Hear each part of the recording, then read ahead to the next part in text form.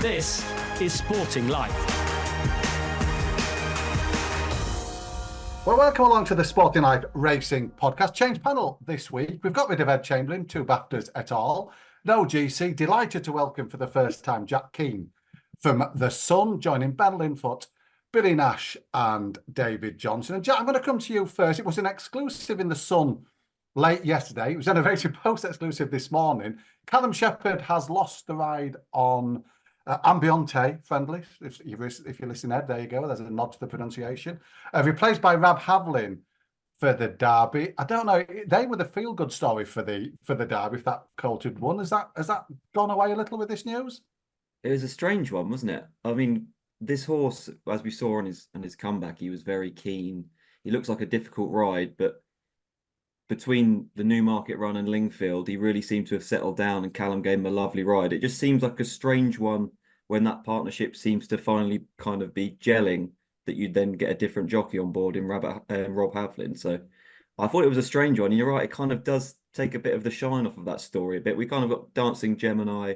That'd be a good tale, wouldn't it? Roger Teal and obviously James Fanshaw's horse, Ambiente friendly. But for me, it's a bit of a kick in the teeth for Callum. He's not done anything wrong, and it's a strange one because he seems to be riding a lot of the Gredley horses as well. So a bit of a head scratcher for me, Dave. I didn't really see that one coming.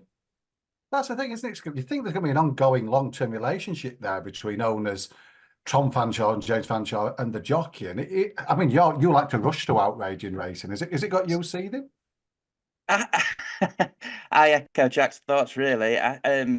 It's very bizarre, and I feel sorry for Callum Shepherd, who came out in the interview, didn't he, after Lingfield, and say, look, us young jockeys, we have to wait a long time for this sort of horse. We have to put the graft in, and I'm so delighted that this fella's come along, and then for him to be taken away from him like this. And I guess the thing that would really annoy me if I was Callum Shepherd would be that they're not replacing him with a guy who's won the Derby 5 times, or a guy who's brilliant around Epsom. It's Rab Havlin, who's had a couple of Derby rides, never finished better than 7th, and it's a very, very strange one. Obviously, he's experienced.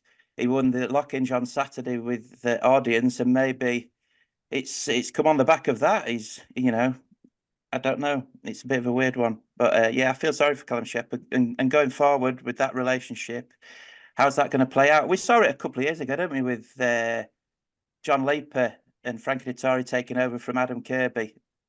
Kirby went and won the Derby that year, as it was on Adair.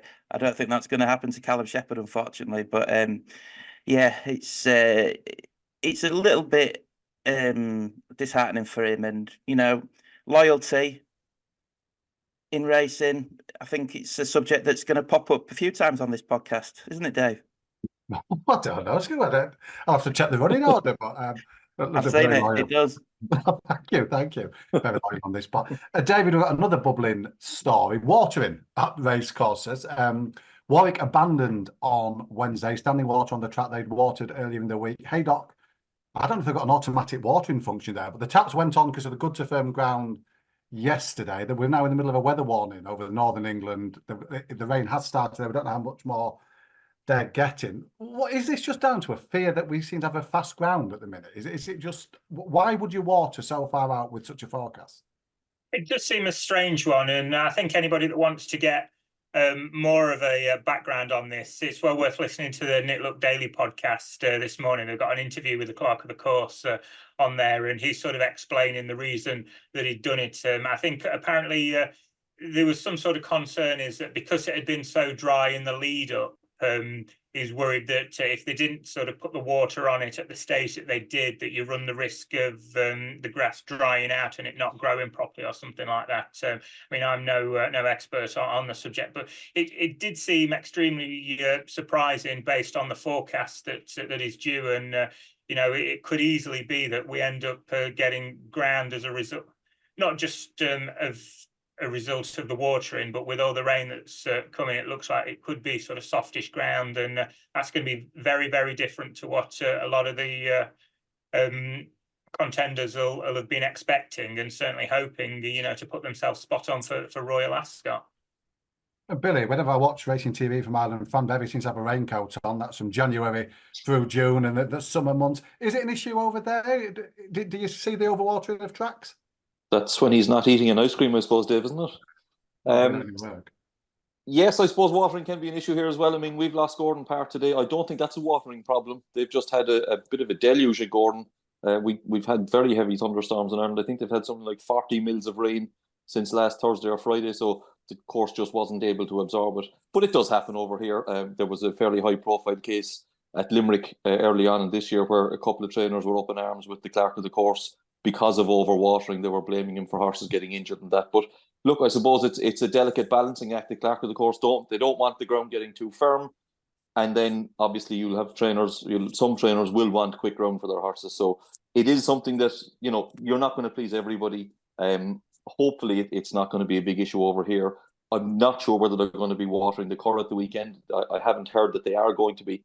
The ground is quick enough there at the moment, but there is rain forecast, so I don't know if they're going to turn the taps on there yet. I don't know. It would be a shoddy trick that to keep the prize at home from Ross at the Stallion, which we'll get onto that later on. Now, Jack, you were at Newbury on Saturday for the Lock-Inge, and there was a story bubbling away. I get the sense you were chasing around all day. King of Steel leaving Roger Varian and the 2-year-old from Ammo Racing as well. How did the day and the story play out for you? Yeah, I mean, it was kind of Saturday morning we saw on social media that King of Steel had been officially on the BHA website moved to Dominic French Davis's. So at Newbury, we're chasing around Dominic French Davis, who wouldn't really want to go on the record, but he kind of half confirmed the horse was there. And then we saw the Kia interview on ITV, didn't we, with Matt, which had a kind of cryptic side to it. He was bristling a bit, wasn't he, Kia? He wasn't really too forthcoming. And we were trying to chase Roger Varian around. At one point, he actually turned to me and said, "Please leave me alone." So I think I kind of got that. You've gone too far, Jack. What were you doing? Crossed the line, I think. But after the last race of the day, Roger did open up to the press and said, "I've got no horses for Ammo." He was quite deflated, as you can imagine. I mean, King of Steel, he did such a great job with the horse last year.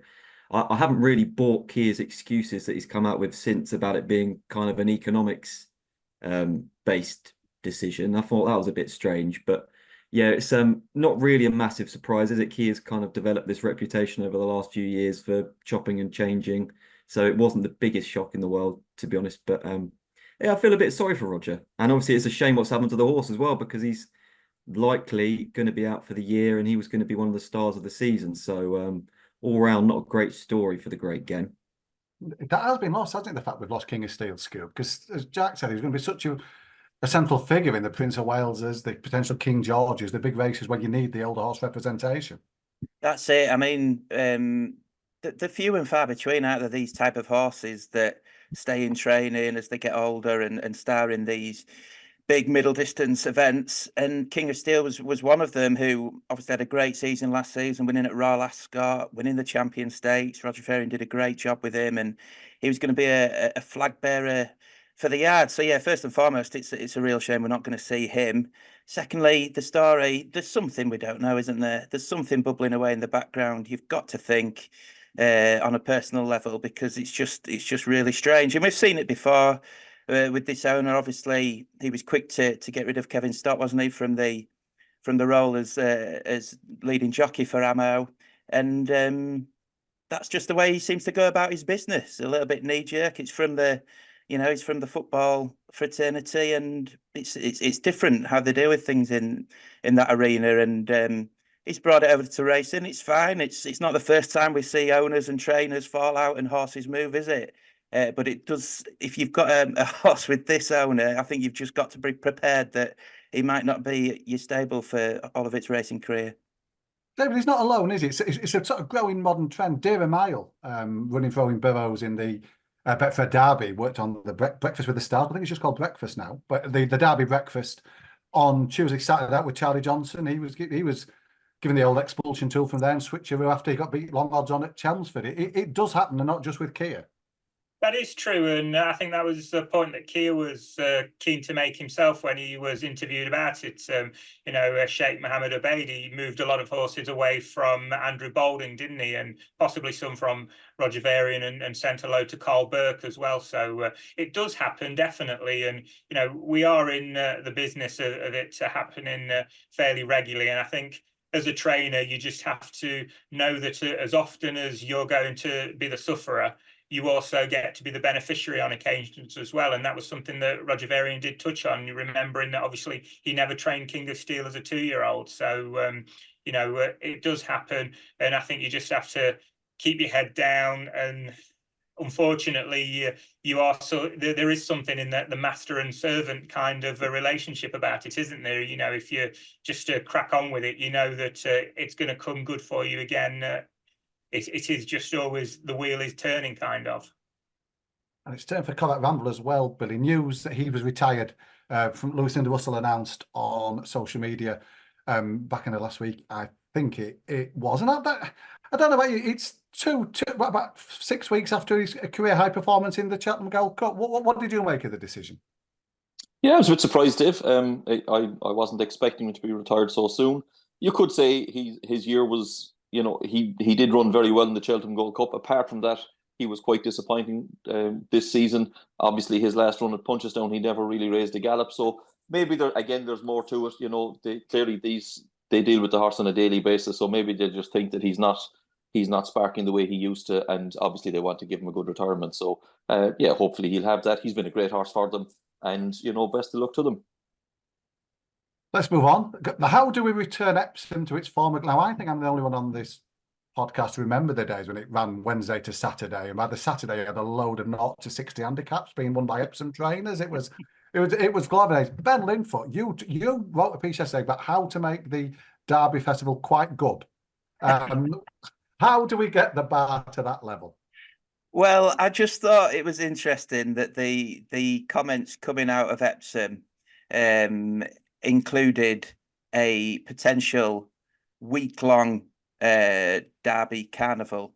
The new general manager Tom Sams earlier in the week in a story in the Racing Post, and obviously there'd be quite a fair few people with the industry who wouldn't like that idea, a week-long Epsom festival a couple of weeks before Royal Ascot. But I don't think he really meant that. And my piece was just picking up on the word carnival, which obviously is associated with the Melbourne Cup in Australia, which has become so successful over the years. And what they do over there is they run 4 race days within an 8-day period, 2 Saturdays and 2 meetings in between, including, of course, the Melbourne Cup on the Tuesday. And it seems to work very well over there. And it's something we haven't done in Britain. And I think if it's going to work anywhere, it could work at somewhere like Epsom, where the meetings coincide with school holidays. There's a big fun fair in the middle of it. You could separate the race days. They've got enough top class races there to hang a race on each day, so to speak.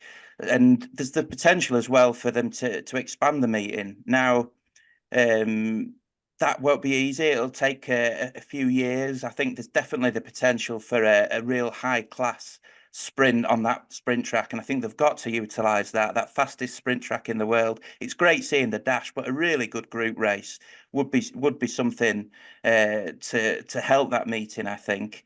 And so I don't think it's a bad idea personally. I think it's something they've got to look at. I've always thought that Epsom isn't utilised enough. You can think of 2 good Epsom race days a year, really, and because it's the home of a couple of classics, maybe it should be used a little bit more. And I think they've got to think outside the box, because there's always going to be those people within racing that think the Derby should be run somewhere else. And for it to survive and for it to develop, I think they've got to look at the meeting and do something. Jack, I love Epsom Derby Day. It's one hell of an experience. I recommend it to anybody at Oaks, that festival. But you'll go racing at Epsom more than that. What's it like year round, and what changes would you make to bring the place to life? Yeah, I mean, I was there on the first meeting of the year, where it used to be this. You've got the City and Suburban Handicap and the Great Met Handicap, and I know back in the day they used to be big deals, didn't they? I mean, they've changed a lot over the years, but the fields for those races this year were pathetic. The prize money's not great for either of them, really. So I feel like you could make a bigger deal of that meeting, especially you've got the classic trial on that card. That should be a win and you're in for the derby, I think. I don't think it is at the moment. But it's, again, the crowd wasn't great that day. If you go for a kind of midweek meeting, the crowd's okay. It's nothing special. But I feel like a lot of these lesser meetings, the prize money is for a track of Epsom's kind of standing and quality, it's not very good. I mean, I know the track's is idiosyncratic, isn't it? And a lot of trainers might not necessarily want to go there if they've got a bigger horse or a higher quality horse. I'm not sure, but I feel like there's some of those meetings, especially that curtain raiser, that's something they could really, make a big deal. We're back at Epsom, first meeting back here of the flat season. They should really make a bigger song and dance about that. But it's like the Jockey Club have said, it's their problem child, I suppose. It's but I mean, they've got to throw some money at it, I think. That seems to be the answer to most things. They can find a pot to try to bring it to life that way. David, what about moving it back to a Wednesday? That was part of Ben's Carnival. You didn't put the James Blunt concert in that I suggested. That got spiked. But moving the derby back There's to room for it, Wednesday. Dave, though. There's a few gap days. Yeah, I'll give Bobby Rabbit a swing after this, don't you, women? Moving it to a Wednesday, David, the argument is we can get, Jack will know about the battle for media space, newspapers, we can make it front and centre. Is that just a desperate last throw of the dice that we could even think about going back there? Yeah, I'm not convinced this would help at the stage we're at nowadays. TV coverage, okay, it would be fine, but in terms of the audience it'd get, it wouldn't compare to anything like what it gets in a Saturday slot, would it? But I guess one of the issues that we always have as well with it being in the first Saturday in June is that every 2 years it's always having to compete with either the World Cup or the European Championships as well. And, I think we've seen a few occasions where the starting time of the derby is sort of being dictated by the time of the England kickoff. And, unfortunately, racing does know its place when it comes to that. It is secondary compared to football. So I don't think there's any easy answers. And, whatever you do, you're going to help in some ways and then take something away from the other. And, I just don't think there's any obvious solution to the problem at the moment. I did like your ideas, bringing the Temple Stakes from Haydock to Epsom and letting the top sprinters rip down there for £5. They ran it there once, didn't they? And it was the year that there was a stall handlers strike for the first race of the day. So stupidly, we had a race as important as the Temple Stakes starting by flag. And it was an absolute farce. I think Knight Prospector won it by half the track because some of them were facing the wrong way. Some of them missed the break. It was farcical. It really was. And that's British racing in a nutshell right there. That sounds like Rishi Persad in the charity race at Cheltenham as well. Bring that back. Billy, you were on the podcast last week. I'm sure I put up audience to win the lock-ins. I'll rewind and find out. But when you were watching on Rab Havlin making all in the Chivley Park second stilts, did you just think one of those things put a line through it, or do you think there's some substance to the performance? I would be more inclined to think the former, Dave. Certainly watching the race, I was of the opinion that Rab was making the pace for Inspiral. I thought he was doing the pacemaker role, came right up the centre of the track, looked to have everything in his favour. Obviously, a lot of the big players disappointed for various reasons, but I can't imagine that audiences all of a sudden, sprouted wings to that degree. I think we've given him quite a low rating for a Lock-Inch winner. So until he does it again, I'd be very sceptical of him reproducing that sort of form. You look at the likes of Charon in second, who's a very solid horse, but probably falls a little bit short of Group 1 class. So, really disappointed with the likes of Big Rock, who just faded into nothing. Inspiral never got going. So I put a line through that run. I think it's form to treat with a large degree of caution, Dave.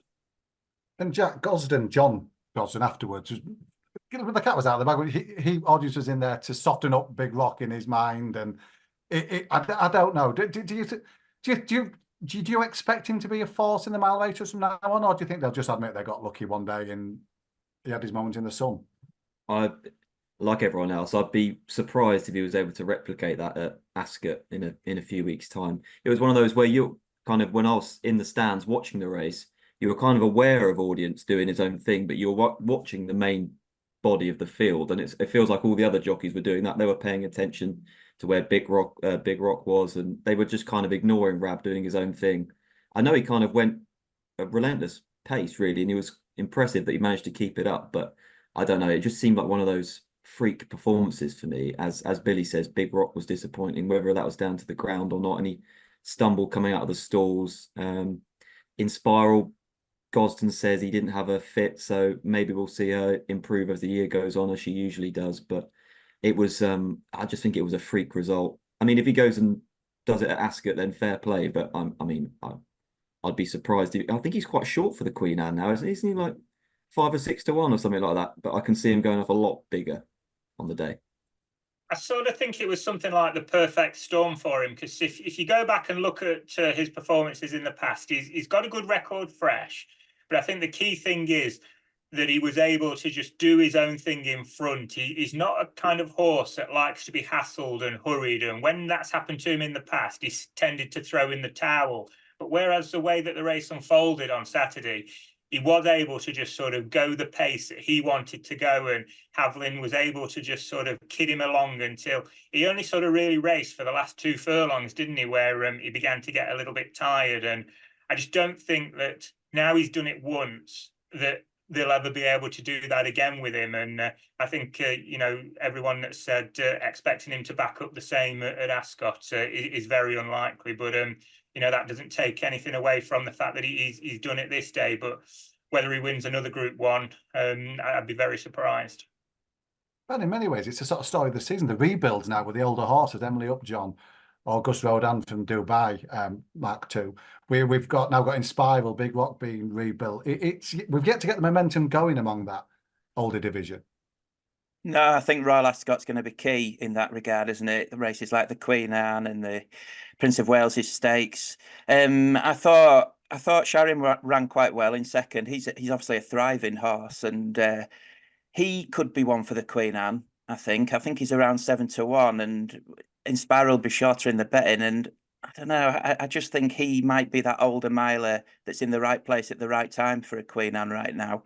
So I certainly would have him on the radar for Royal Ascot. I'd love to see in Spiral back up at 10 again. I mean, what she did in the filly and mares in the Breeders' Cup was a massive hint of what she could do over 1.25 miles.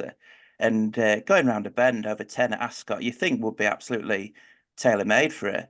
So I'm sure there's a decision to make there, and maybe audience comes into that. If he is going well at home for Gosden, maybe he fits into the Queen Anne role. She goes up to 10 for the Prince of Wales's Stakes. So be interesting there.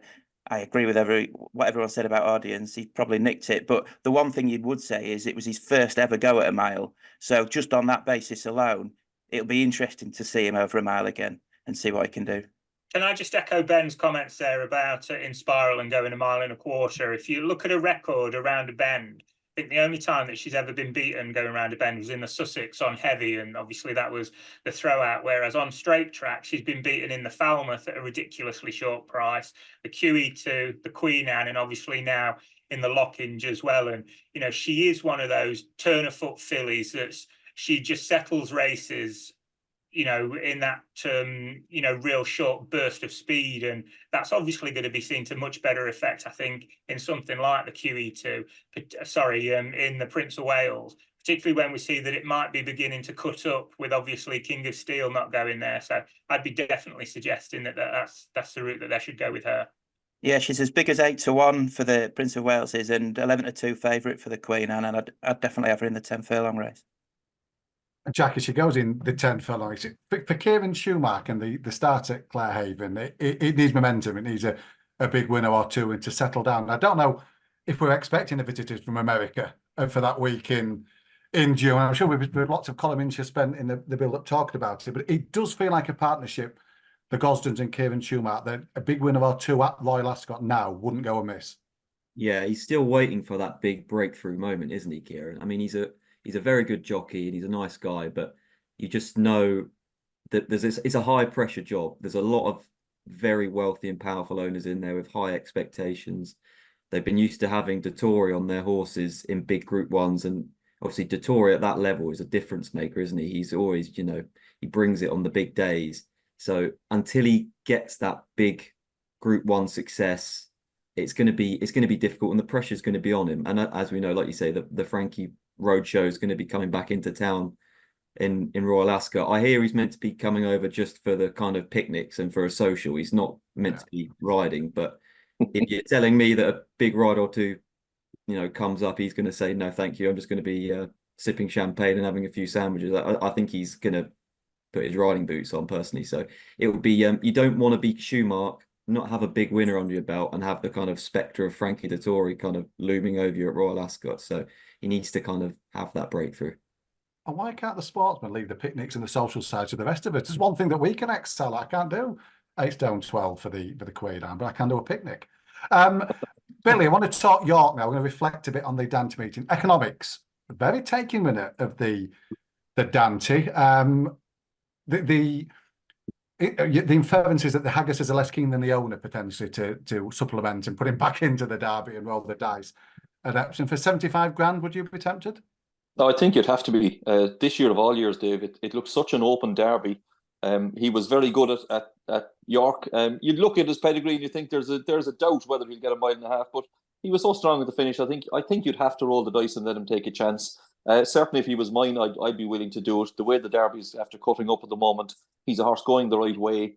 I think you'd have to let him take his chance. I mean, even on time form ratings, he's going to be second top on time form ratings if he runs just behind City of Troy, who obviously there's a major question mark about. So I think you'd have to. But look, William Haggis is probably the flat equivalent of Nicky Henderson, and that's I'm not saying that in a bad way, but he does seem to be a very cautious trainer. He will pick and choose the right spots for his horse, and if he thinks the derby's the right one, then I'm sure he'll run him there. But interestingly, he also did pick up, I think, a free supplementary entry for the Irish Derby for winning the Dante, so they do know to have that as an option as well. Scoopy, was it you in the office yesterday? I mean, the day blurred into one. It was such a good day in the office yesterday. We made the point about Haggis, how selective he is with runners in the Epsom Classics. It wasn't me who made the point, Dave, but I was earwigging on your conversation. And apologies to whoever it was who made the point, because I thought it was you. It wasn't me, no, but he is selective, isn't he? I mean, he won the Derby with his first runner, I think, with Sharma, and he's won the Oaks with, not many runners at all, and the other runners that he has run have been placed in the classics as well. So he is selective, and they do tend to run well when they run there. With that in mind, you would think he knows what it takes to have an Epsom horse, and he clearly, when he pressed that button to take him out of the Derby a couple of days before the Dante, he didn't think he had an Epsom horse on his hands. But then again, he probably didn't think he was going to win the Dante by 6 lengths. So impressively so. I think it will come down to the owner. If the owner is dead keen and wants to, pay the 75 grand to get him in, I think he'll be in there. I think he should be in there, shouldn't he? I mean, he was so impressive at York. You look at his finishing effort there and the way he pulled away from them from the furlong pole to the line. You just think a mile and a half is going to be absolutely fine for him, and he would be 7-4 favourite. I think he's centre forward plays with a run, isn't he? Biggest 5-2, I think. So we had the Willie or won't he with the Maharfeth, didn't we, as recently as 2021, who didn't run in Dayar's Derby because pulled him out on the day, didn't he? Yeah, he did. Yeah, he was declared, and then I think because the ground was on the soft side, he didn't think he'd stay a mile and a half in those conditions. So.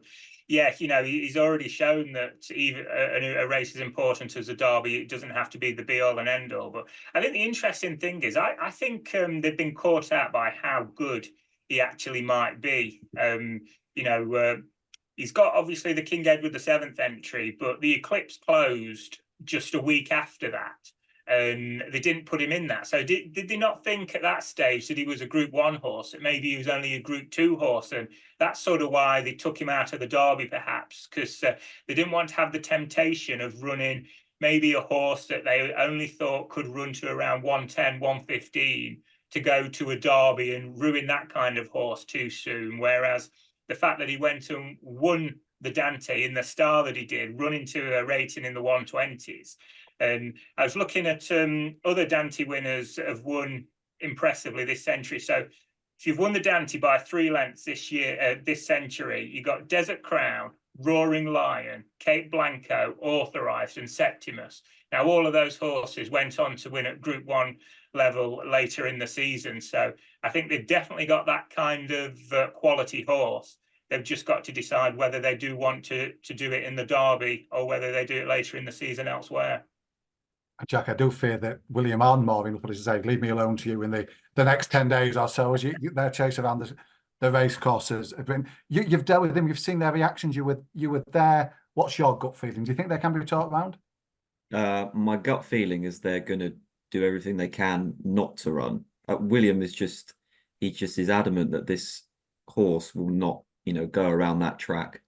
And I think it was quite an interesting interview he did before the Dante, where he was talking about Charmit and how they trotted him up the day after the Derby, and he was, he could barely put one leg in front of the other. So I think he's been maybe scarred by what happened with that horse, how he never kind of scaled the same heights again after he of course won the Derby. But I think they don't want to run. As people have said, it's all about what the owner wants to do. Obviously, he's not short of a few quid, is he? I think he's Bahraini royalty, so if he wants to find 75 grand, I think he'll probably find it down the back of the sofa. But there was a worrying thing after the race, obviously, when the horse bled.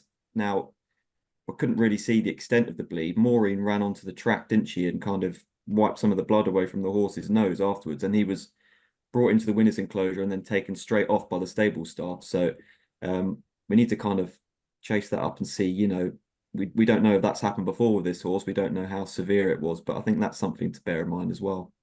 They suggested in the steward's report, didn't they, that it was caused by him banging his head on the stalls. He got upset a little bit when another horse got upset in the stalls, but you can't actually see what happens on the TV coverage. I've sort of been looking at the pictures myself, so we are sort of beholden to take in people's word on it rather than being able to see for ourselves. And David, Charlie Appleby, his Derby hand now reduced to 1 tragically, and sadly, in the 2 cases of the horses that have gone that are not going to make the lineup. Lee's Ancient Wisdom was 6 lengths behind in the Dante. Yeah. Well beaten by York, 1.5 miles, potentially a bit more ease in the ground. Could he develop still to be a Derby colt? Possibly. I think he was a horse that we were talking about before the Dante, saying even if he did something impressively in the Dante, there's still reasons why you wouldn't be all over him for Epsom, given his action and the track there. So I'd be very surprised if Ancient Wisdom went on to win a Derby, to be honest. A line on Dancing Gemini, Jack. He did book his place in the Derby at the breakfast, not with the stars, just a breakfast. Roger Teal, pleased with what he saw. Wouldn't it be wonderful to see him run a huge race for that team?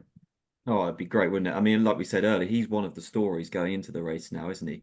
And on pedigree, he's bred to really relish this kind of 1.5 miles by a Derby winner out of an Australian mare. So it was interesting. Obviously, he took part in that gallop yesterday. I think he only galloped 7 furlongs, but he worked with Chipstead, who's a pretty smart sprinter, and he was keeping pace with him pretty easily. His work rider, William Cox. I mean, when we were kind of approaching them and Roger Teal was going over to speak to William's body language was very positive, and he said he just went around there beautifully. He was really pleased with the gallop. So they made up their mind there, and then they're going to have a crack. And I really hope he runs a big race, and I think he will run a big race. I was pretty encouraged by that run in the French Guineas. He's a smart horse, and I think he's kind of the wild card in here a bit, isn't he? Because we've got no idea how he could find a ton of improvement up in trip. But yeah, it'd be a great story if he runs a big race. Talking great stories, Ben. Big Ev's back, winning return as a 3-year-old. He looks ready to roll again. He does, yeah. I was quite impressed with him really at York. I know it was a bit of a penalty kick for him, wasn't it, looking at the opposition, but he had the penalty. It was first time out. It was a potential banana skin. He didn't really get away on terms either, and we were so used to seeing Big Evs burst out and make all, and he was ridden a little bit differently after what happened at the start. And I think it was a really nice platform for the season. You never know how they're going to train on. At least he looks like he is going to train on at 3. Mick Appleby saying, okay, he's not grown sort of upwards, but he's grown outwards, and really positive in that regard. And yeah, I thought it was a good performance. Obviously, he will have to improve again, I think, to win the King Charles III as it is now. But I thought it was a really good base for him to work from, and looking forward to seeing him at Royal Ascot now and seeing what he can do. I think Mick needs to borrow Aidan's chin, doesn't he? Get him measured properly. It's all like guessing if it's grown. Just get that chin rested against it. Did he measure you, Jack, as a journalist? Because you were on that first tour. Did you get Aidan to? Because if Aidan had gone to you and said you're 6'4", you'd have known he was inaccurate. Did you do a sort of sample with him? No, but thinking about it, I probably should have done because I would have come away 6.5 foot, wouldn't I? I would have gained. I would have gained a foot. Would have been great. But that was quite a show. It was quite a show he put on for everyone. You were on that trip. It looked magnificent on the thing. Did you come away with the vibes that that City have tried? The confidence is that this can be rebuilt. This project can get back on track. Oh yeah, absolutely. But mind you, I've never really spoken to Aidan when he's not had his glass, not just half full, but kind of overflowing with confidence. I mean, what was that great line he came out with? We've never sent a horse to the Derby with this much ability, which is quite a statement given the amount of times he's won the race. But look, they seem very happy with him. The horse seemed, I mean, as far as I could tell, I mean, it was driving rain and howling wind, so I wasn't really paying too close attention to how well he was striding out on the gallops. But everything seems to be fine with City of Troy at home. So of course they seem confident, but it's just a complete guessing game, and we've got no idea what's going to happen, to be honest. So it's going to be fascinating to see next week. Can't wait for that now. Talk of rebuilds, Billy. They've got a bit one with Tower of London. It was some of the Yorkshire Cup. Didn't really fire. Vauban finished second. Givaletto, very impressive. Where are we now with these stayers? Yeah, good question with Tower of London. He was quite disappointing, especially having started the season so well in Dubai. Pretty flat performance for him. So it's kind of back to the drawing board with him. Vauban, yeah, look, I said it last year. I don't think he's an out-and-out stayer, Vauban, and I'm still convinced by that. I think 1.6 miles is as far as he wants to go, to be honest. I know he's in the Ascot Gold Cup. I couldn't have him for that particular race. But I do think there's a good race in him on the flat, and maybe that might be at 1.5 miles. I think he has that sort of speed. I think they'll be pretty happy with his performance. The first run for 6 months, he looked keen enough in the early stages, but I thought he ran quite well. As you said, Giavallato was very impressive. I think he certainly deserves to have a crack at Ascot. I don't know whether that's the plan for him or not. But then, of course, you have Kyprios waiting in the wings, and he went and won the Savile Beg last week. He was in true Kyprios fashion. He wasn't particularly impressive, but he got the job done. He doesn't seem to have, or he certainly hasn't had to run to anywhere near the level he was capable of 2 years ago. But just looking at him, I would say all the old ability is still there. We know he's a really, really strong stayer, so stepping up to 2.5 at Ascot is really going to suit him, and he's very much the one to beat in that division again, as far as I'm concerned. David, it looks like we might have lost Charisma on me from the race through setback. Gregory, satisfactory run, you'd have thought, for the same team in that Yorkshire Cup? I think so, yeah. Obviously, first time up against the older horses for him, wasn't it? And a staying on effort that suggests maybe even 1.75 miles on drying ground isn't enough of a test for him now. And he's never gone beyond 2 miles. Well, he's never gone beyond, the extended St. Leger trip, but he does look to be crying out for 2 miles plus. And I could definitely see him running well in a Gold Cup. Whether he's got the class to deal with a Kyprios, I wouldn't be convinced. So he might need Kyprios to run below form if he was to take advantage. But yeah, I can certainly see why connections are thinking that he's an able deputy for Courage Mon Ami, if not quite a like-for-like replacement. Billy, one thing we're not talking about now is a Ballydoyle stable form. Things clicking nicely into gear, as you usually expect at this time of year. Some notable winners in Ireland of late. Treasure Island, Fairy Godmother among them. How are these O'Brien trios shaping up? Yeah, they're getting there, Dave. They're, as has often been the case in previous seasons, they do seem to be improving a good bit from their first run to their second. Treasure Isle is a hard horse to weigh up because even though he won at the weekend, he was quite workmanlike. He was still very green in front, and he beat a quartet of newcomers, so it's difficult to get a real handle on that form. He ran to a time form figure of 97p, which, to put it into some kind of context, River Tiber won the same race last year, running to 102p. So he's a good horse, but he's got a bit to step up if he's going to be, top of the tree for Ascot. I think they've got a couple of better colts. Certainly Whistle Jacket looks very good. But I was really taking Fairy Godmother. She won the Group 3 on that same Nace card. That's a race that's thrown up the last two Albany winners in Meditate and Porta Fortuna.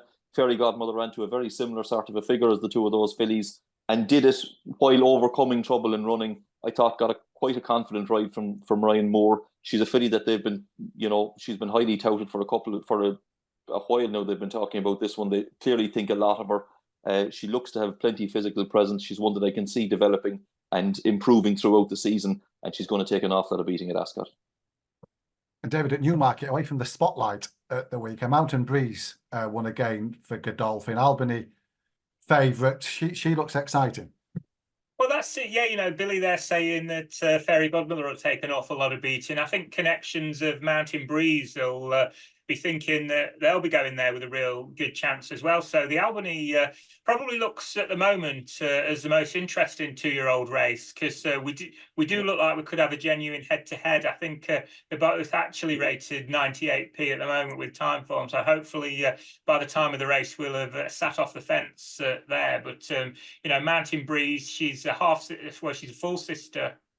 I'll start again. She's a half sister to Pinatubo, who obviously he won at Royal Ascot, but he went the 7 furlong route, which I think Mountain Breeze she would be able to, because she's by Luke de Vega, who won over 1.25 miles or further as a stallion himself. So, but the speed that she's shown, the quality that she's shown, you'd be very surprised if they didn't go for the Albany with her. And yeah, I wouldn't be at all surprised if she was able to put it up to Fairy Godmother. Jack, in the build up to Cheltenham, we were paving through windows at Shark Cannon's yard trying to find a kettle. Disturbing members of stable staff in the process. We never found a kettle, but we did see Hewitt and another huge run from him in France at the weekend. And when we were there, he was targeting a trip to Australia. I don't know if it's still on the cards, but I think there's going to be more air miles coming his way. Oh, absolutely. I think what an amazing horse he is. It'd be great if we could get a press trip down to Australia, wouldn't it? That'd be a good. Yeah, that's the game to get on. That's the one we want to get on. I'll go on that, Dave, if you want. So Claude would come out of retirement and Jack would miss out as well. It would be, we'd all be shot to pieces. He's just an amazing horse, though, isn't he, Hewitt? He's not big, and he only, as I think Shark might have mentioned once or twice, he only cost 800 quid. So the fact that he's banked so much money and run in so many big races, I mean, he's just one of the most popular jumps horses around, isn't he? I love Hewitt, and wherever he goes next, he's going to run a big race. And I mean, he should. They'll campaign him adventurously, as we know, because he'll get his ground wherever he goes. If he goes abroad over the summer, or whether he stays in Ireland, I'm not sure. But yeah, another amazing run, cracking little horse, isn't he? Amazing. And Shark was mentioning the Staves Hurdle might be the race for him at Cheltenham. And just a line from the Time Form Awards, Jumps Awards that were announced on Monday, dominated by Close Up and Galloping the Champ, Horse of the Year, beating State Man, Ballyburn Novice Hurdler, Gaelic Warrior, Novice Chaser of the season. Interview with Patrick, just before I departed for well-earned summer break of his own. He threw in Facile Vega as the most disappointing horse of the season for the team, but then added in that he thought that he just doesn't like fences and that he's a potential for the Stayers Hurdle himself next year, if Willie agrees. So I said we never mentioned the Mullins team again for 6 months. We're back on it 2 weeks later. But Facile Vega breathe new life to that staying hurdle division? I'm sure if Willie Mullins wanted to, he could find 12 runners for the Stayers Hurdle. Name them. I'm going to get the list. It'd be pretty easy for him, wouldn't it? And Facile Vega, obviously, they've always held him in high regard, and he has been disappointing, hasn't he? But perhaps going back over Timber, going over a trip, could be the making of him. Watch this space, who knows? But yeah, it was pretty easy, wasn't it? I think the Time Form Awards, finding the horse of the season. I think Galloping de Champs, after what he did on a couple of occasions, but most notably at the Cheltenham Festival, was an easy one for them to pick out there. There was only one vote in it. It wasn't easy. It was nearly the judge's decision. I presume I was the judge. I was never asked to be, but I was getting the black cap on, ready to take on. Let's move back to the flat, Jack. It's the Temple Stakes at rain-sodden Haydock, artificial and real rain. Now, I was following you on Twitter. You seem to be with Living the Dream team yesterday. How's he ticking over ahead of his reappearance? Yeah, I was after the breakfast at Epsom. I popped along to Adam West's to see Living the Dream. It's obviously we had an amazing time with him last year, didn't he? Obviously winning the Numthorpe and then that journey to America. But he seems to be ticking over. He's very feisty. He tried to take a chunk out of me in his standing in his box, and apparently he's in great form. I think Adam is expecting him to come on for the run on Saturday at Haydock. What I love about Adam is his scientific training techniques. So basically, on the gallops at Epsom, on the way back to the yard, there's a big rubbish bin. And Adam says if he's stopped blowing by the time he's reached the bin, that means he's fit. And if he's blowing after the bin, then he's probably going to still need it a bit. So unfortunately, Who needs a heart monitor, eh?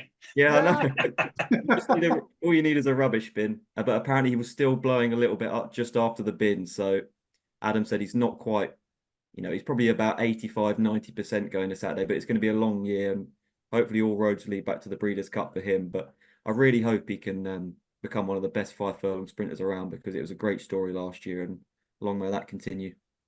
It claims an art to train. You only need a chin to measure them and a bin to check if they're fit, don't you, Scoop? Well, we'll get that license. We'll give this a go. What do you make of the Temple State, Scoop? Not in terms of selection, but do you like how the race is shaping up? Yeah, I mean, this amber weather warning and all this rain that's coming is going to have a big effect on the race, you would think, wouldn't you? I mean, Living the Dream's got away with it a couple of times, but I think if you asked Adam West what he'd prefer, it'd be faster ground. And you'd probably same for this Australian mare that's come over, Asfura, who we were looking through a record yesterday, weren't we? She's never quite done it at the top level from 6 or 7 goes in Australia, but pretty good at Group 2 and Group 3 level over there. So she's an interesting strand in the race, Asfura, and then Regional, of course, who won the Sprint Cup at this track at Haydock last season for Ed Bethel. It'll be his first time out, but I think that if there's a trainer in there who's looking at this weather radar and rubbing their hands, it'll be Charlie Fellows, won't it, for Dream, who ran a really nice race on good ground last time in the Palace House Stakes at Newmarket, and we know that she absolutely loves it when the mud is flying. So every drop of rain that falls at Haydock, and it sounds like there's going to be a hell of a lot, is only going to be in the Dream's favour, and her price is probably going to tumble over the next few days, you would think. One thing that struck me, I think there's 4 3-year-olds in it. It wouldn't be. It seems as if the 3-year-old sprinters are going to lock on. They did it in the Palace Out, didn't we? Had runners at Newmarket again, so it looks like it could be a theme for this season. They're not waiting for summer this time round. No, I think that's the thing, isn't it? The difference between the 5 furlong sprinters and the 6 furlong sprinters. Obviously, they have the Commonwealth Cup and they have, other races, obviously the Sandy Lane and the Pavilion Stakes, that allows them to keep to their own age group over that distance. But the 3-year-olds over 5 furlongs, they do have to take on the older horses. And obviously we've got one of them in here. Was it Beautiful Diamond? She's already been in there against the older horses at the Guineas meeting, didn't she? And represents the same stable that won this race actually with a 3-year-old last year in Dramatise. So it is there is a precedence for it. And Beautiful Diamond, she made a real decent fist of it, didn't she, the other day? And we ought to mention this Rogue Lightning, who doesn't look like there's that much difference with him from last year. He's still with Tom Clover, but don't know if you recall, there was a boutique sale on the eve of Champions Day, and he changed hands there for £1 million, and he's now in the colours of Wathenham Racing, and James Doyle's going to be in the saddle on Saturday. So that'll be really interesting to see how he goes as a improving 4-year-old that hopefully has still very much got his best days ahead of him. Could be an interesting sprint division, this. We've got the Sandy Lane, weather permitting. I don't know what's happening, could change running plans, Billy, but the return of Van Dijk in that Sandy Lane for the Crisfords, who look so quick, so good as a 2-year-old. I'm looking at the time form ratings, though, and he's only got £2 in hand in his sharing heading into this if they both turn up.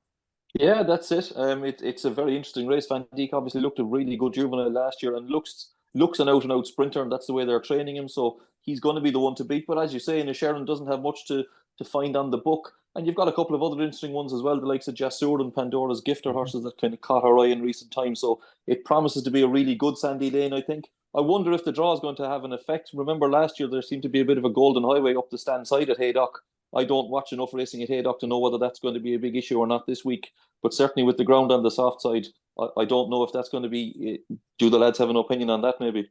There probably will be a golden highway, but you don't actually know whether it'll be up the rail or up the middle. Right, okay. And that's why it's the greatest of games. You've got to keep them guessing. Is he a horse that excited you last year, Jack Van Dijk?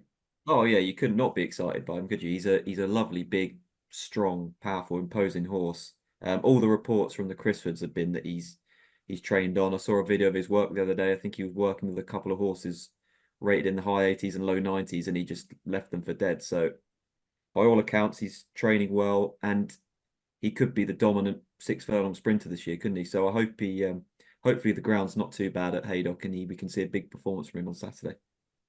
And David, you look at the race. This is a fascinating stepping stone into the Commonwealth Cup. It's a top-notch race in its own right. It is, and what makes it so interesting is we've got this Jockey in here who won the Pavilion Stakes at Ascot last time. The horse he beat was A Day in Devon of the Millmans. Now we've got A Day in Devon who also ran at Newbury at the weekend. Jockey beat A Day in Devon by 1 3/4 lengths. A Day in Devon was placed, I think, at Newbury at the weekend, but was beaten 4 1/4 lengths by Elite Status, who really took his form forward in the race that Shaquille won last year. So I think what's so interesting is that we've got like those form lines that are bringing all of these horses together, so that when they do get to Royal Ascot, we can sort of try and link them all together by seeing how that. But Jockey really surprised me at Ascot. I thought he was one that had gone the wrong way after his really impressive start. He was well beaten in the morning, well beaten in the Mill Park, but we talk about the rebuilding jobs. Clive Cox had clearly put him back together for Ascot, and the fact he's got race fitness on his side. Obviously, there's a question mark over the ground if it was on the soft side, but he is very much entitled to really put it up to Van Dijk, I think, with that run under his belt. Scoop, I know you've been exchanging excited WhatsApps with Richard Newland ahead of this Irish 2000 Guineas. Are we looking at a Richard Hannon 1-2?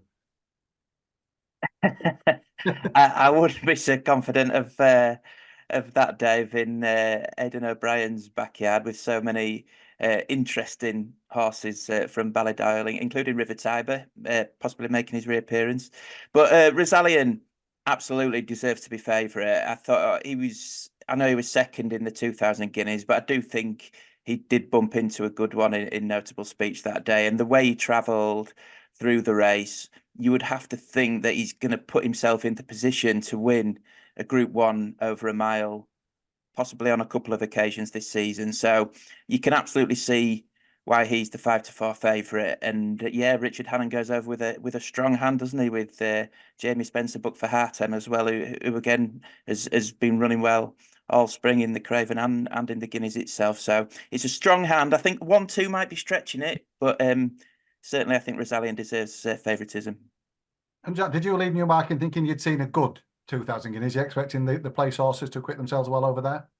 I think it was a good Guineas. Yeah, obviously we were all very disappointed with City of Troy, but the winner, Notable Speech, was incredibly impressive, wasn't he? And I thought Rosalien ran his race as well. Hartem's rock solid.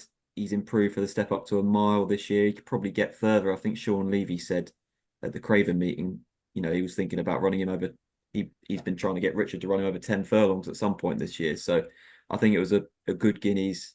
I can't wait to see Notable Speech in the St James's Palace. I think around there he could be quite spectacular. And hopefully Rosalien, if he comes out of the race on Saturday, well, that'd be a great clash, won't it? But I think the first two especially are very, very smart horses in the Guineas. So yeah, disappointing with Troy, obviously, but you've got to like the first two, I think. It's a home defence, Billy, led by River Tiber. I think we all lost. The expulsion tool brandished his way before the Breeders' Cup this year brought the hearts of many a podcast listener. And Didn't I remember that now? Yeah. yeah, I know. Dark day. He's back, an unquestionable back. Both making their reappearance. Aidan suggesting that they both might need it. Yeah, I think he's certainly the interview I saw with him. I think he reckons River Tiber's a bit more forward than Unquestionable, who did meet with a setback in the spring. So I think this has been the plan for River Tiber for a while. And to be honest, he's a horse I really like, Dave. I liked him as a 2-year-old, but I always felt, certainly looking at him, I always felt he wanted to go further than 6, which is the only trip they tried him at, really. Whether he'll get a mile is a bit of an unknown. He's by Wootton Bassett. There's plenty of speed in the damn side of his pedigree. And listening to Aidan during the week, he hasn't ruled out the Commonwealth Cup, so he's not convinced he'll get a mile. But I do think he's a very good colt, River Tiber, and I think he is the best of the Irish in the race. Unquestionable. Obviously, there's the doubt about his fitness. But, we saw at the Breeders' Cup, he's a good colt in his own right. He doesn't have much to find with Rosalien on French form. So if he is fit and firing, he should certainly give a good account. The rest of them, it does look kind of between Aidan and Richard Hannon, to be honest. It's going to be a small field, and looking at the rest, the Mountain Bear would have a chance if he ran, but the rest of them, it's very hard to make a case for anything else in the race, really. They've left Henry Longfellow in there, haven't they? Yeah, but he's... No, I was just wondering if they do get the rain, surely they might be tempted to have a little go with him, because obviously soft-sided good, that was what it was when he won the national stakes at the Curragh, wasn't it? And that's potentially the kryptonite for Rosallion, isn't it? If it's good to soft ground there, and if that blunts his speed somewhat. So I just wonder if they are going to be tempted at all if the ground does turn on the soft side, but we'll see. Be fascinating to see. We're nearly done, but give us an overview on the Irish 1000. What's Aidan's got? The filly's going to be ready, isn't he? The filly who missed Newmarket. Yeah, I think so. And I think, it's not often we can say this, Dave, but I think the Irish 1000 Guineas is going to be a better race than the Newmarket version this year. I think it looks like a really strong renewal. Opera Singer is going to take a lot of beating if she's fully fit. She was a very good 2-year-old last year, and this has been the plan for her for a while. Obviously, she met with a setback during the spring as well, but Aidan has been adamant for a while that he'd have her ready for this. But she's up against the likes of Porta Fortuna. I'm not sure if Fallen Angel is going to come or not. I hope she does. Vespertilio of William McCreary's, who ran a cracker in France, would be a big player if he decides to turn her out again. And I really like a filly of Paddy Toomey's called the Lilac Rolla, who beat Opera Singer at the Curragh last year. Now she's 12-1. Paddy's other filly, Purple Lily, is actually shorter in the betting, which surprises me a little, because the Lilac Rolla came out and won a Guineas trial at Leopardstown. That's working out quite well since. She should just about get a mile. That would be the one concern. She is quite quick. She's by Harry Angel, but she's a filly I like a lot. But like I said, Opera Singer, she looked very, very good last year. If she's fully wound up and back to her best, I think she could win this. But I do think whatever wins this is going to take really high rank amongst those 3-year-old fillies, because, as I said, I think this is potentially a better race than the Newmarket version. And final question of the podcast is going to Ben Linfoot, our August Rodan correspondent.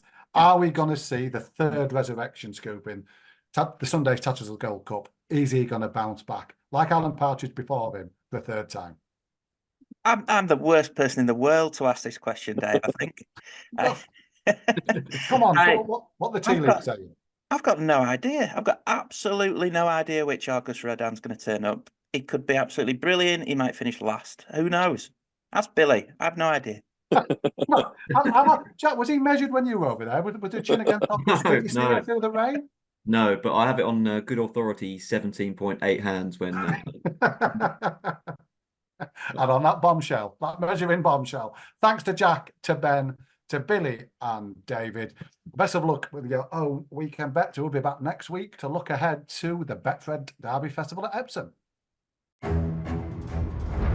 Download the Sporting Life app for the best racing coverage, including live racing blogs, fast results, stable tours, trainer and jockey interviews, expert opinion and tips.